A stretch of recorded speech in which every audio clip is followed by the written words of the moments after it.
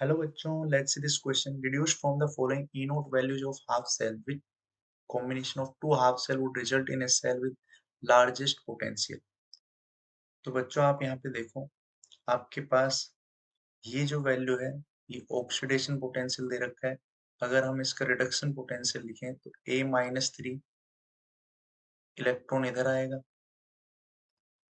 अच्छा, A-2 कर लेते हैं इसको.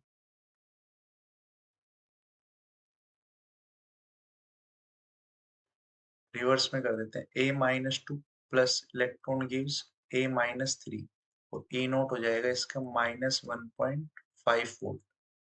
सिमिलरली ये रिडक्शन पोटेंशियल दे ही रखा है. B+2 plus electron gives B plus, इसका E नॉट है 2.1 वोल्ट. फिर है आपके पास C+2 plus electron gives C plus, इसका E नॉट वैल्यू है 0.5 वोल्ट. एंड लास्ट में आप देखो D+2 plus 2 electron gives D, इसका E नॉट वैल्यू है 1.5 वोल्ट. अब आपको यहाँ पे की कॉन्सेप्ट ये है कि अगर आपको ई सेल आपको यहाँ पे मैक्सिमम चाहिए, की कॉन्सेप्ट की अगर हम बात करें तो की कॉन्सेप्ट जो होगा,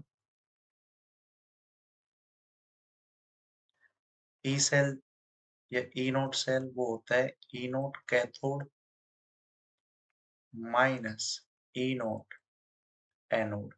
अब ये मैक्सिमम होना चाहिए, इसको क्या रखना है, मैक्सिमम. अब ये वाला डिफरेंस मैक्सिमम कब आएगा बच्चों, जब एक वैल्यू सबसे बड़ी हो और एक वैल्यू सबसे छोटी हो. तो सबसे बड़ी वैल्यू तो ये हो गई और सबसे छोटी वैल्यू कौन सी होगी, ये. तो इसका ई नोट कैथोड आ जाएगा 2.1 माइनस ई नोट आ जाएगा 1.5, तो हो जाएगा 3.6 volt. So right answer will be first and second का अगर कॉम्बिनेशन होगी तो मैक्सिमम ई नोट आएगा. Answer will be option 2. I hope you understand it very well. Thank you. All the best.